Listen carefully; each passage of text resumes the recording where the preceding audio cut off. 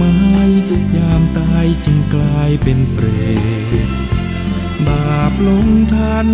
และนั่นก็คือต้นเหตุใครกลายเป็นเปรตมันน่าสมเพชจริงนะไม่ชอบเป็นเปรตกันใช่ไหมก็จงตั้งใจละชั่วทำดีดังว่าอย่ามัวเพลินหลงเดินทางไม่สง่าชีวิตไร้ค่าเมื่อยามเวลาเป็นคนเปรตคือผู้ละโลกนี้แล้วคนตายไปแล้วมากมายมองมนสัตว์จำพวกหนึ่งเกิดในอบายเวียนวนฉันไม่หลุดพ้นหรือฉันเปรตวิสัยคนกลายเป็นเปรตสุดเป็นทุกข์จะนั่งจะลุกยามหิวขอกินไม่ได้ทนทรมานมีกินก็กินไม่ง่ายควรคิดครวญใครอย่าไปเป็นเปรตกันเลย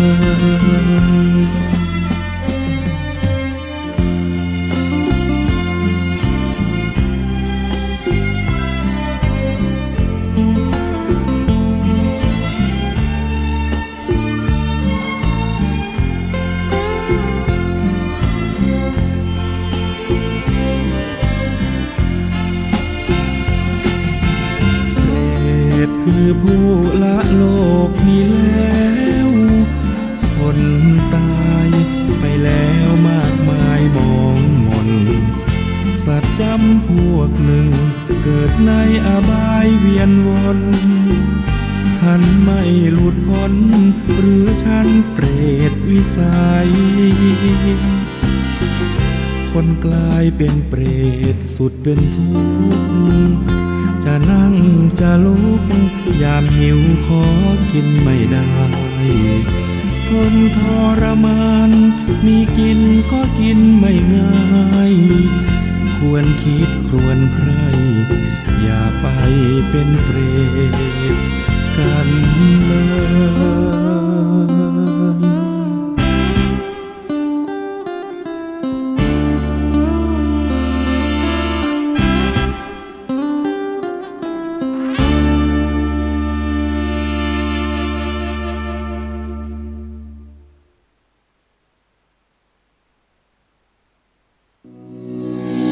จ้างกินจ้างใจใส่ใจสุขภาพกับสสจ.เจียงใหม่วันนี้เสนอตอนการกินยาน้ำให้ได้ผลเจ้าการกินยาน้ำให้ได้ผลควรใจจ้อนแบบใดปริมาณ1ช้อนชาหรือ5ซีซีหรือ5มิลลิลิตรและการกินยาน้ำต้องตวงจากช้อนชาหรืออุปกรณ์ตวงที่ติดมากับตัวยาเต้าอั้นนะเจ้าซึ่งมีความสำคัญโดยคนส่วนใหญ่เฮาท่านอาจจะมองข้ามเรื่องจะดังนั้นเจ้าการใช้ช้อนตวงยาที่ถูกต้องจะสามารถนำปริมาณยาเข้าสู่ร่างกายอย่างเหมาะสมเรื่องเล็กๆน้อยๆจะบดีมองข้ามนะเจ้าด้วยความปรารถนาดีจากสำนักงานสาธารณสุขจังหวัดเชียงใหม่แจ้งเบาะแสร้องเรียนเรื่องผลิตภัณฑ์สุขภาพสายด่วนอย 1556เจ้ากัมมุนาวะตัตติโลโกสัตว์โลกย่อมเป็นไปตามกรรม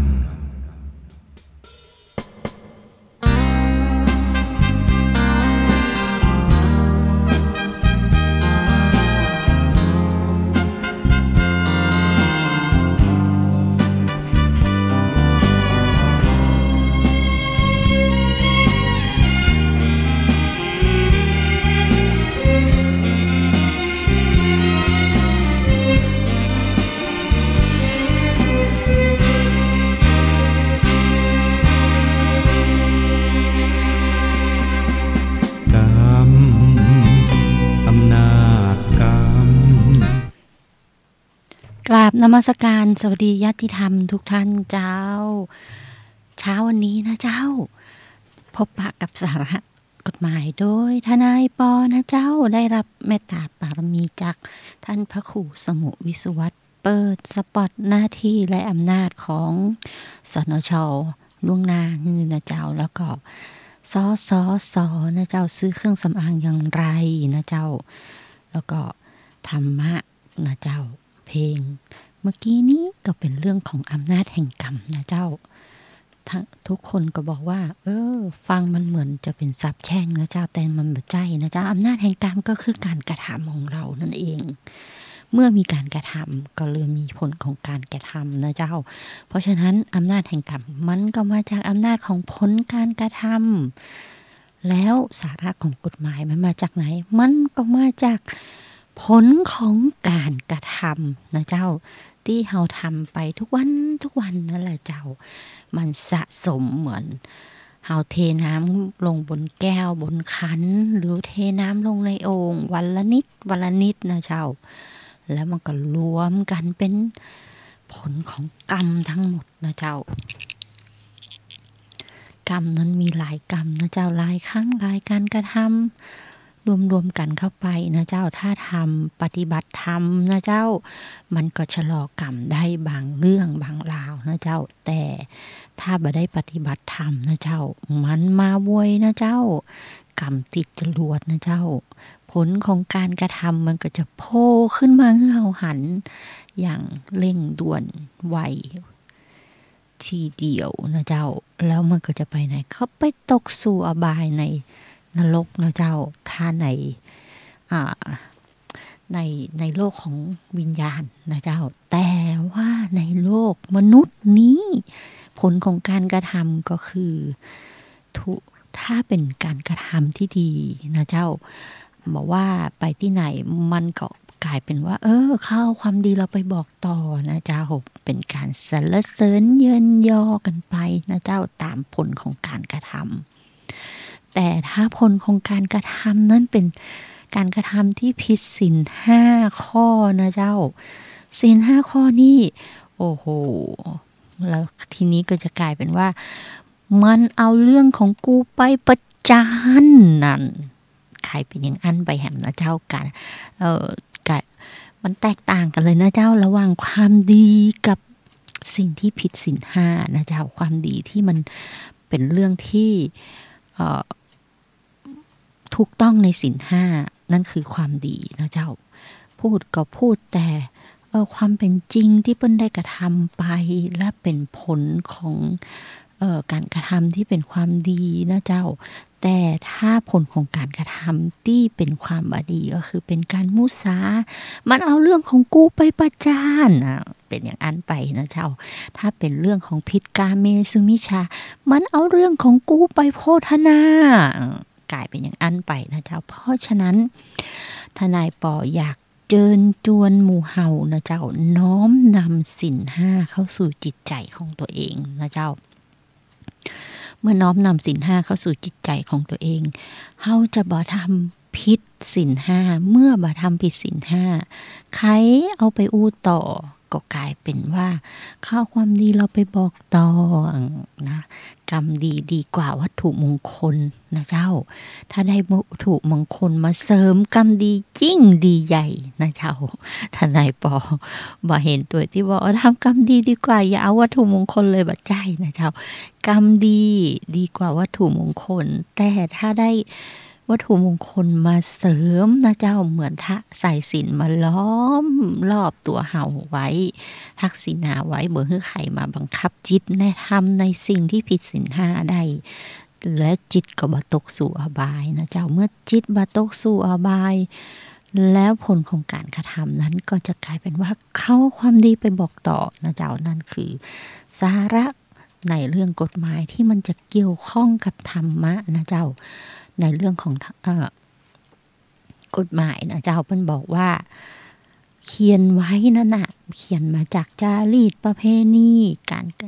ความถูกต้องแห่งท้องถิ่นไอ้อย่างที่มันผิดกฎหมายเปิ้นจะบ่เอาม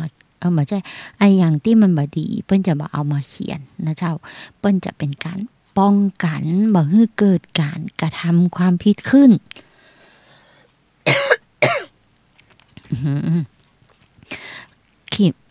ขี่รถมาสถานีวิทยุตอนเช้านี้อากาศเย็นมากเลย ขอสุมานะเจ้าขออนุญาตจิบน้ำแป๊ะ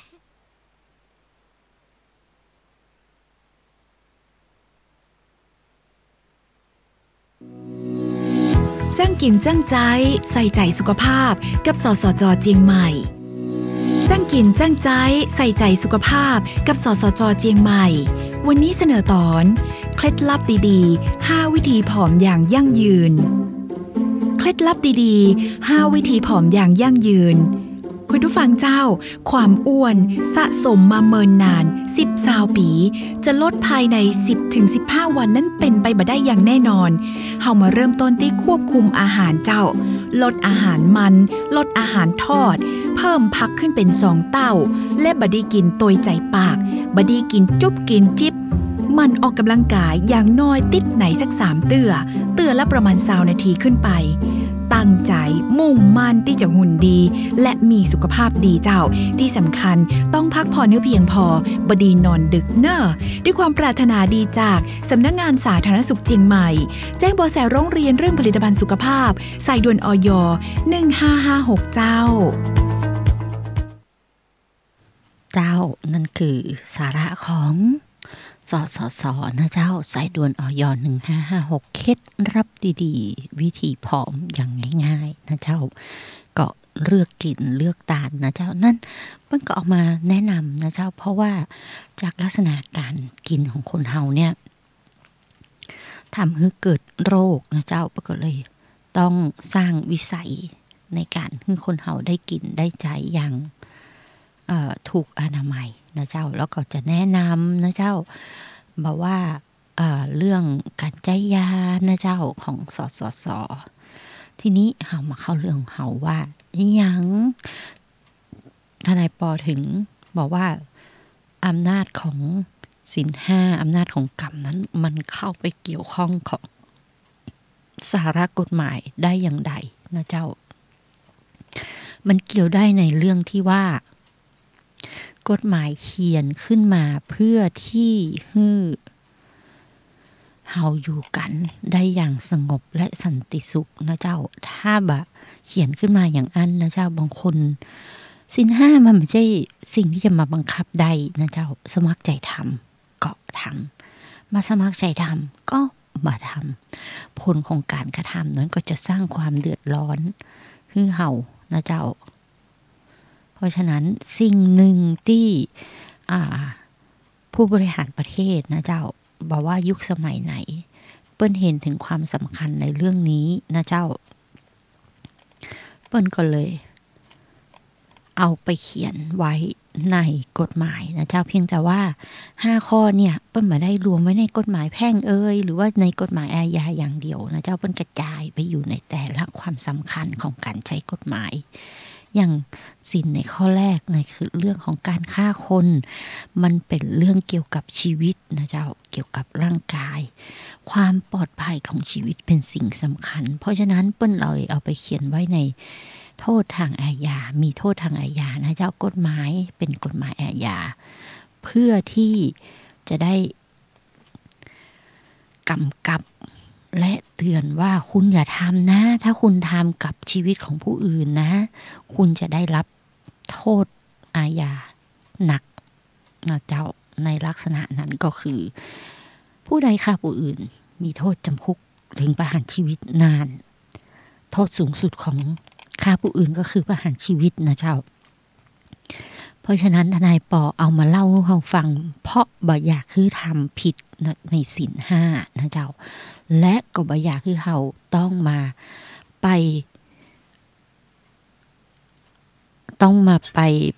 เกิดปัญหาเสียงแตกกับเจ้าเสียงเบาเกินควรแต่ทนายปอ เจ็บคอแล้วก็คือโดยลักษณะนี้ก็คือบะสามารถที่จะทำผิดได้นะเจ้าเพราะกฎหมายเปิ้นกำกับไว้นะเจ้าบางตีบอกว่าไม่มีกฎหมายกำกับไว้นะเจ้าผู้ใดพลีชีวิตโดยการ วินาศกรรมถือว่าเป็นฮีโร่อย่างอันมาเอานะเจ้าในศาสนาพุทธเฮาบ่ยอมให้ทำแบบอันเด็ดขาด1ชีวิตบอกว่าชีวิตบอกว่ามดแมงสาบบอกว่าหนูนะเจ้าทำเปิ้นเฮาก็ผิดศีล5แล้วนะเจ้าแต่เหตุผลแห่งกรรมนั้นมันมีนะเจ้าในส่วนของการทำร้ายชีวิตผู้อื่นตอนนี้นะเจ้ามันรวมไปถึงสิ่งสารสัตว์ที่เฮาเอามาเป็นเพื่อนในชีวิตเฮาน้องแมวน้องหมานะเจ้ามีกฎหมายคุ้มครองขึ้นมาแล้วในปัจจุบันนี้นะเจ้าพระราชบัญญัติการทารุณกรรมสัตว์ทั้งหลายนะเจ้าต้องระวังไว้ตัว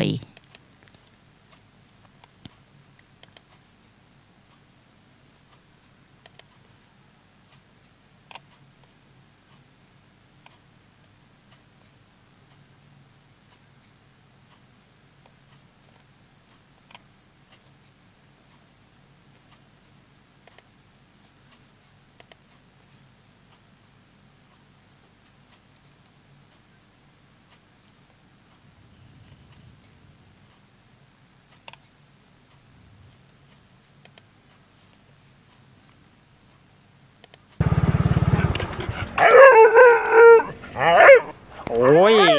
ไอพี่หมื่นมึงอยู่นี่เหรอกูไปอาบน้ำที่รัชดาแค่นี้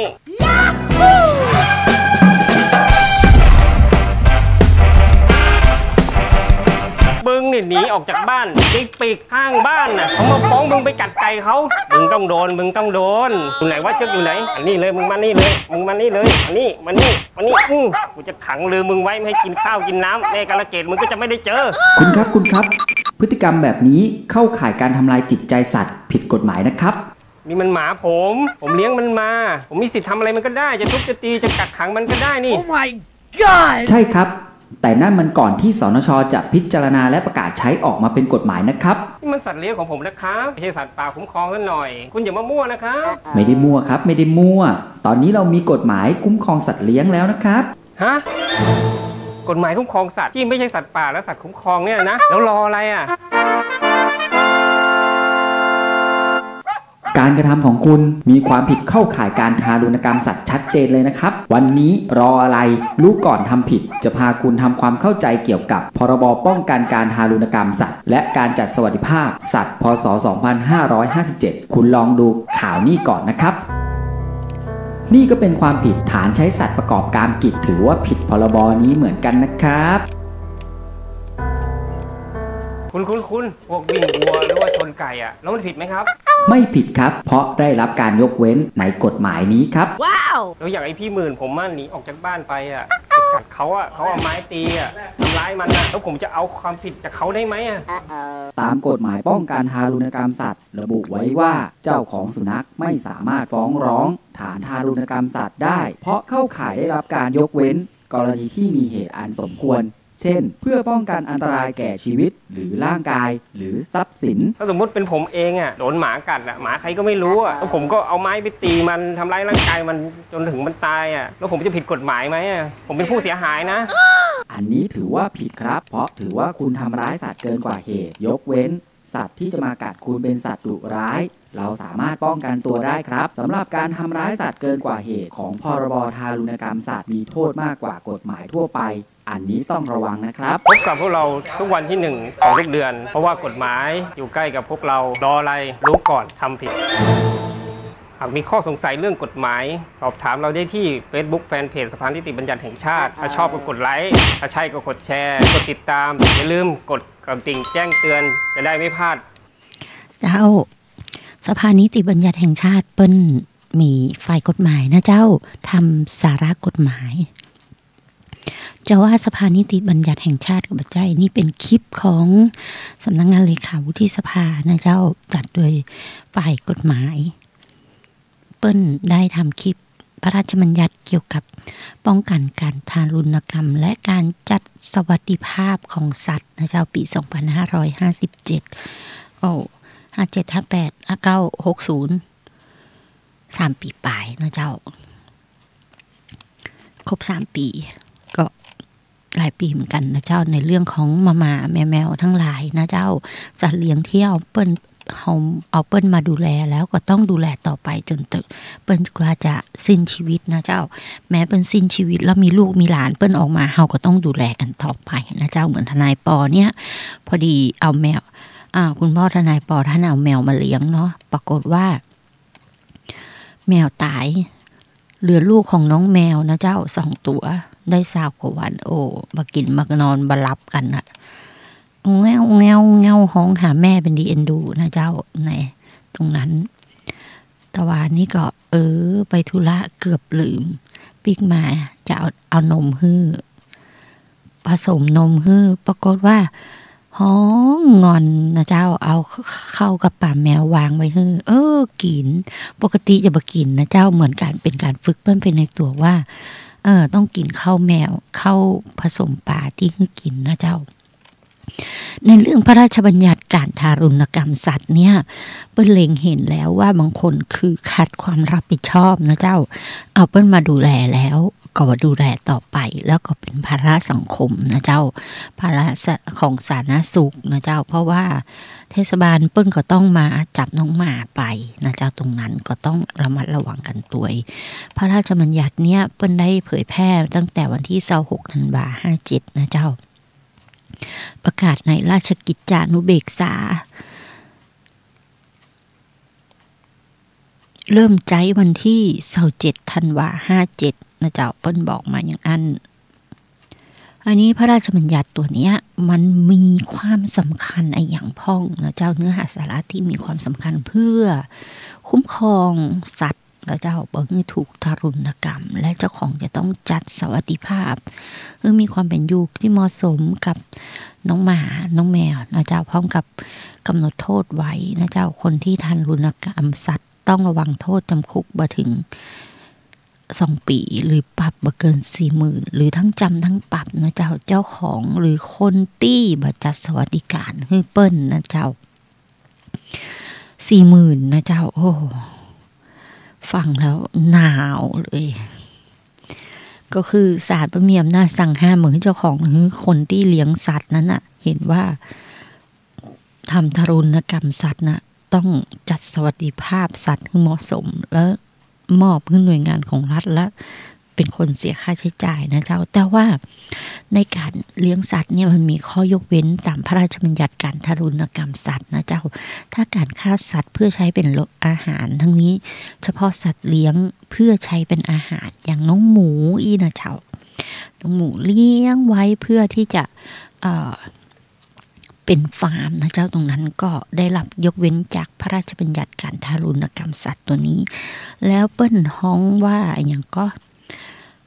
ตัวละ10 บาทเจ้าที่เจ้าได้ยินมานะเจ้าเข้าหงฆ่าสัตว์ใบเปิ้ลฮ้องใบอนุญาตฆ่าสัตว์นะเจ้าตัวละ10 บาท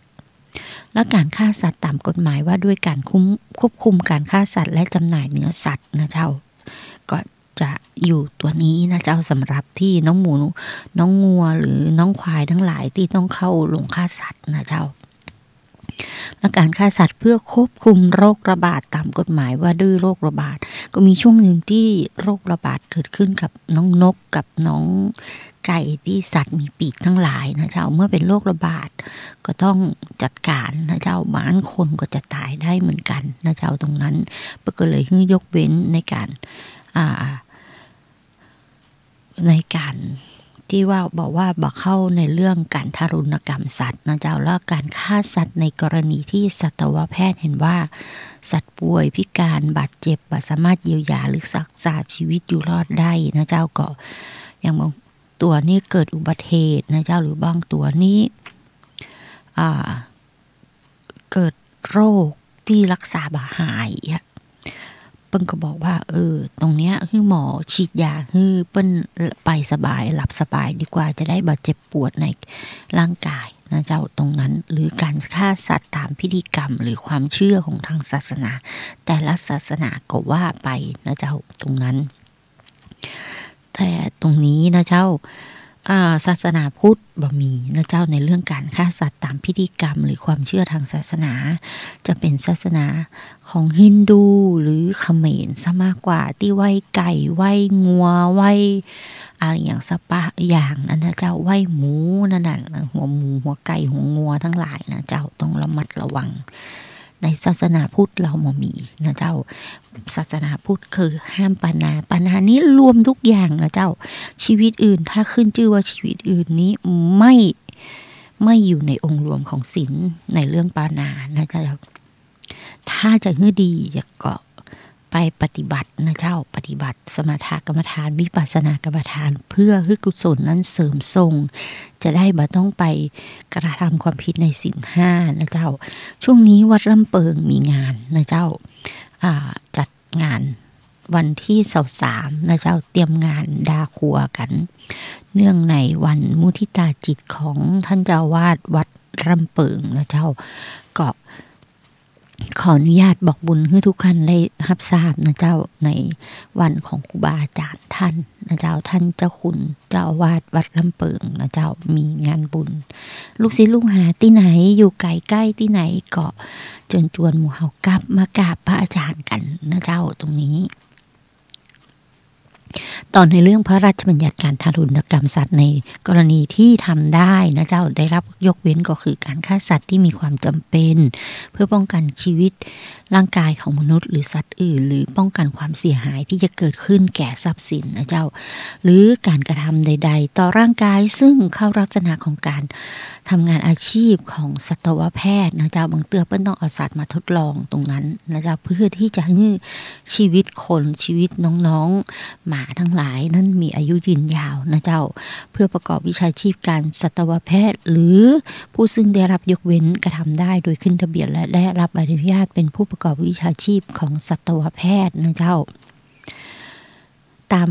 สัตวแพทยสภานะเจ้ากฎหมายว่าด้วยวิชาชีพสัตวแพทย์หน้า10เล่ม131ตอนที่87ก่อราชกิจจานุเบกษาเขียนไว้วันที่26นะเจ้าธันวาคม2557นะเจ้าแล้วกรณีที่เจ้าของสัตว์เลี้ยงเจ้าหรือว่าแพทย์นะเจ้าบอกว่าจะตัดหูขนหางเขางานะเจ้าตัดเพื่อป้องกันอันตรายต่อสัตว์หรือการดำรงชีวิตของสัตว์นะเจ้าแล้วตรงนี้เปิ้ลก็เลยอนุญาตที่ทำได้นะเจ้ากรณีที่ได้รับยกเว้นอีกอันหนึ่งคือการต่อสู้นะเจ้าการจัดให้มีการต่อสู้ของสัตว์ตามประเพณีท้องถิ่นนะเจ้าจนไก่นะเจ้าจนงัวนะเจ้าจนกวางนะเจ้าตรงนั้นมันเป็นประเพณีท้องถิ่นของเปิ้ลนะเจ้าเพราะฉะนั้นต้องจัดไปนะเจ้าแล้วการกระทำอื่นใดที่มีกฎหมายกำหนดให้สามารถกระทำได้เป็นการเฉพาะนะเจ้าการกระทำอื่นใดที่มีกฎหมายกำหนดให้สามารถกระทำได้เป็นการเฉพาะหรือการกระทำอื่นใดที่รัฐมนตรีประกาศกำหนดโดยความเห็นชอบของคณะกรรมการนะเจ้าก็ว่ากันไปตามระเบียบที่มันเขียนไว้เพราะกฎหมายมันจะมีหลักนะเจ้าหลักของพระราชบัญญัติป้องกันการทารุณกรรมและการจัดสวัสดิภาพของสัตว์ก็คือเปิ้ลมาต้องการให้ทารุณกรรมสัตว์ให้ต้องการให้ดูแลสัตว์นะเจ้าตรงนี้เมื่อเปิ้ลต้องการให้ดูแลสัตว์เปิ้ลก็เลยเขียนออกมานะเจ้าแต่ว่ามันมีข้อยกเว้นของข้อยกเว้นก็คือเมื่อป้องกันแล้วสัตว์ที่เราเลี้ยงไว้เพื่อเข้าโรงฆ่าสัตว์ล่ะโดยได้รับอาชญาบัตรนั้นได้รับยกเว้นนะเจ้าเลี้ยงเพื่อเป็นอาหารนั่นเองนะเจ้า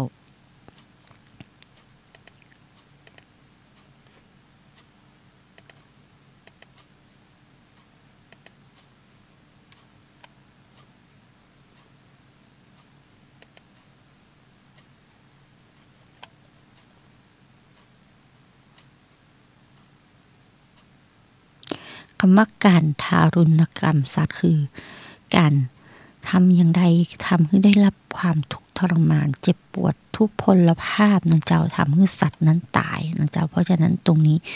ต้องระมัดระวังนะเจ้า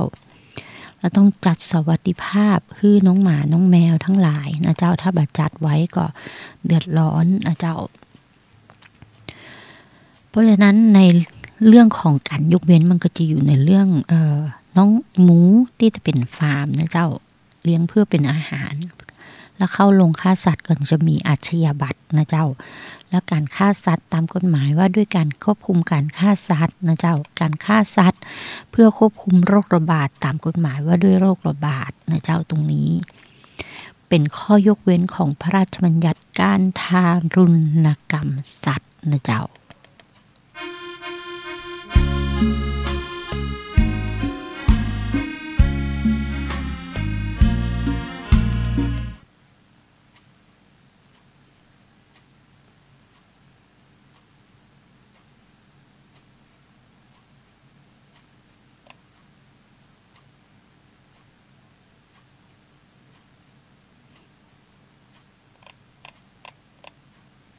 ปุ๊บ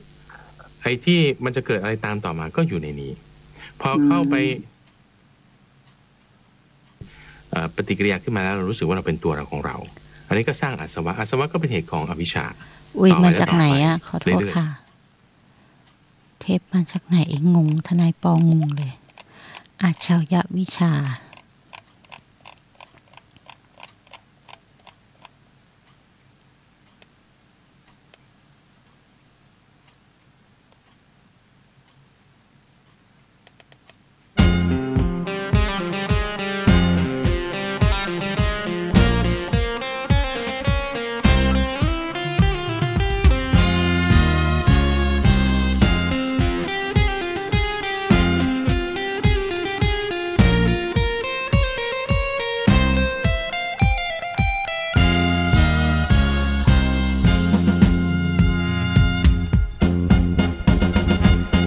เจริญทุกอย่างในทางวัตถุสมองบรรจุแต่โลกาภิวัตน์สิ่งที่มองข้ามตามที่เห็น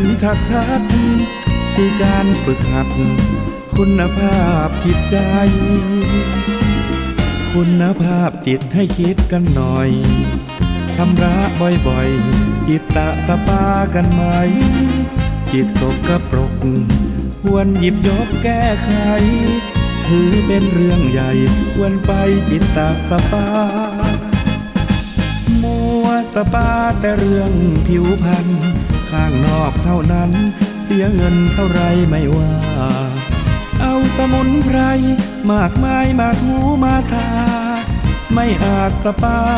จิตใจข้างในนั้นเลยเจริญทุกอย่างในทางวัตถุสมองบรรจุแต่เรื่องนั้นโทษเอ๋ยกระบุงตัวบาปกรรมจะหาบมาเย้ยจึงชวนเอื้อนเอ่ยรีบเลยจิตตะสปา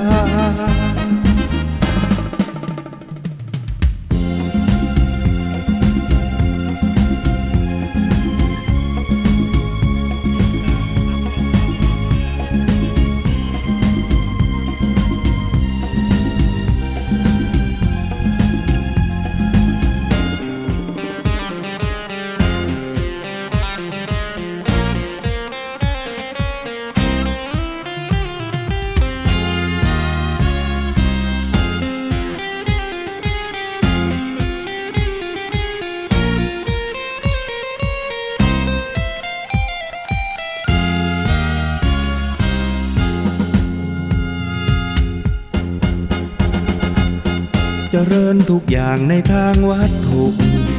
สมองบรรจุแต่โลกาภิวัตน์สิ่งที่มองข้ามตามที่เห็นชัดๆคือการฝึกหัดคุณภาพจิตใจคุณภาพจิตให้คิดกันหน่อยชำระบ่อยๆจิตตะสปากันไหมจิตสกปรกควรหยิบยกแก้ไขถือเป็นเรื่องใหญ่ควรไปจิตตะสปามัวสปาแต่เรื่องผิวพรรณข้างนอกเท่านั้นเสียเงินเท่าไรไม่ว่าเอาสมุนไพรมากมายมาถูมาทาไม่อาจสปาจิตใจข้างในนั้นเลยเจริญทุกอย่างในทางวัตถุสมองบรรจุ แต่เรื่องนั้นๆโทษเอ๋ย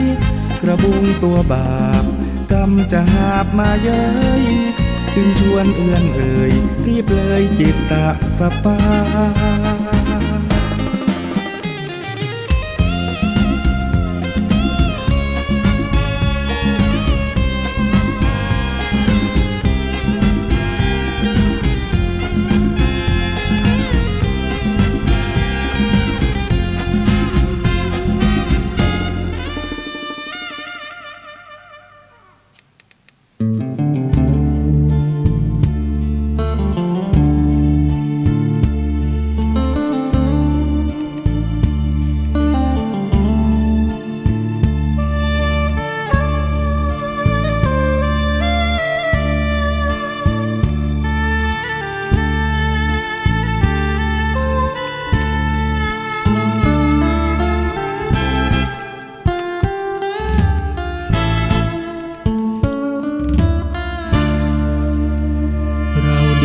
กว่าดวงไม่ใช่ดวงพาดีร่ำรวยมั่งมีเพราะเราดีกว่าดวงลองทำไม่ดีดูสิมัวจะพึ่งดวงชีวิตจะร่วงเจอกับทุกข์ตรมดวงดึงไม่ดึงให้เราพึงขยันต้องมีสักวันสวรรค์ลอยมาให้ชมตัวคุณและฉันไม่ฝันแหลงลมคนเขาจะชมว่าเราไม่โง่ดูหวานพืชอย่างไรก็ได้เช่นนั้น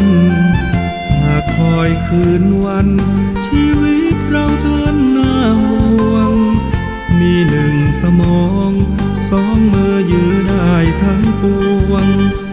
ฟ้าหรือจะห่วง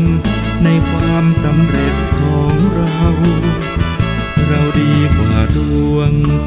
อย่าให้ดวงพาดีเรามีศักดิ์ศรีไม่ใช่คนโง่เขลาอบายอย่ามุกมากมายอย่าไปมัวเมาทำดีเติมเข้าเพื่อให้เราเหนือดวง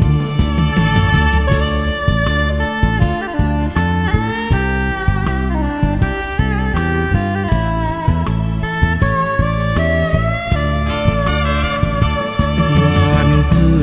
ชอย่างไรก็ได้เช่นนั้นหากคอยคืนวันชีวิตเราท่านน่าห่วงมีหนึ่งสมองสองมือยืนได้ทั้งปวงฟ้าหรือจะห่วงในความสำเร็จของเราดีกว่าดวงอย่าให้ดวงพาดีเรามีศักดิ์ศรี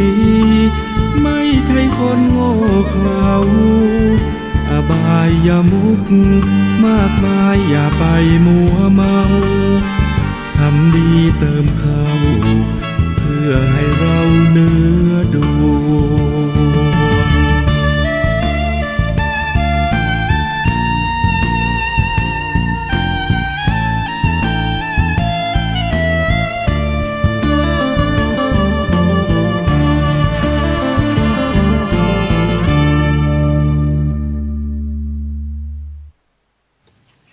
เจ้าเมื่อจะทำจิตให้เป็นกุศลนะเจ้าก็ต้องทำสภาจิตนะเจ้าจะทำสภาจิตอย่างไรนะเจ้าก็ต้องปฏิบัติวิปัสสนากรรมฐานนะเจ้าเมื่อปฏิบัติวิปัสสนากรรมฐานแล้วจะทำอย่างไรมันก็จะได้ดีกว่าดวงนะเจ้าดวงเขามีอย่างไรก็บ่สามารถจะสู้กับ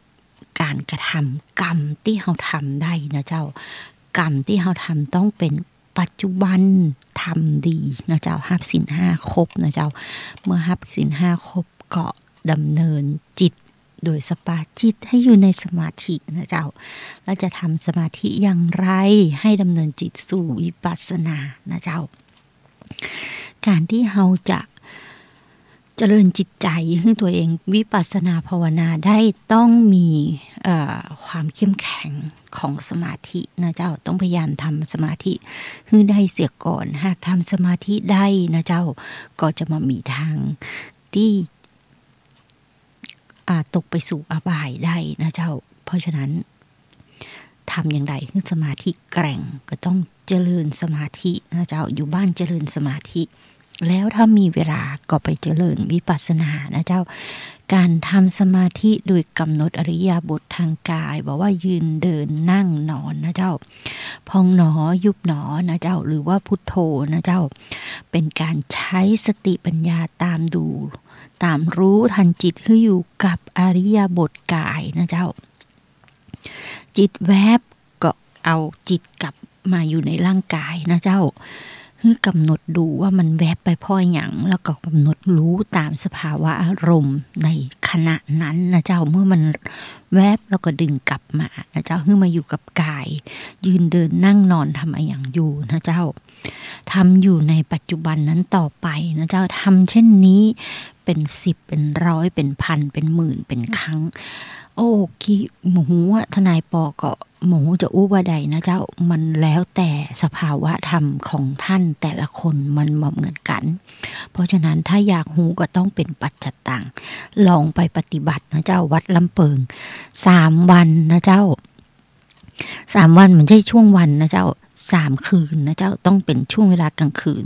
3 คืนขึ้นไปนะเจ้าแล้วเปิ้นถึงจะอนุญาตที่ลงทะเบียนอยู่ปฏิบัตินะเจ้า3 คืน7 คืนอะไรอย่างลักษณะนั้นนะเจ้าทำอยู่ในปัจจุบันต่อไปทำเช่นนี้ไปเรื่อยๆนะเจ้าจิตก็จะเปิ้นฮ้องว่าเกาะยึดสิ่งภายนอกจะมาทำให้อารมณ์เฮาสั่นแปรก็บ่ได้นะเจ้านั่นคือการทำสปาจิตไปในตัวนะเจ้ากำลังของสมาธิก็จะละเอียดขึ้นนะเจ้าถ้ารวมจิตเป็นตี้เดียวโดยเอาพระพุทธองค์นะเจ้าเป็นจุดเกาะเกี่ยวก็ได้นะเจ้าตรงนั้นเปิ้นบอกว่ามันเป็นการพอกจิตอย่างหนึ่งนะเจ้าพอกจิตเพื่อรักษากายทิพย์นะเจ้าถ้ากรรมฐานแตกออกมานะเจ้าได้ผลนะเจ้าทนายปอเคยทำแล้วโอเคสภาวะธรรมนั้นก็สุดยอดเลยนะเจ้าใครก็มาทำเงาตกสู่อบายอยู่นอกศีล5มาได้นะเจ้าเป็นแนวทางการดำเนินชีวิตนะเจ้าก็เอามาเล่าให้หมู่เฮาฟังถ้าอยากได้ธรรมะต้องไปหาครูบาอาจารย์นะเจ้าคือหูว่าจิตเฮานั้นเดิมเป็นอย่างไรและเวลากรรมใหม่มาเฮาปฏิบัติวิปัสสนากรรมฐานแล้วมันจะช่วยเฮาอย่างไรนะเจ้าหมดเวลาพอดีต้องขออนุญาตบอกลานะเจ้าเพราะว่าถ้า60 นาทีเป๊ะพระอาจารย์เพื่อจะเปิดสปอตนะเจ้าท่านเจ้าวาดวัดวังสีคำท่านก็จะเมตตามา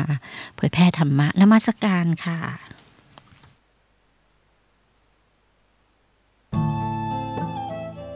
ท่านกำลังติดตามรับฟังสถานีวิทยุกระจายเสียงพระ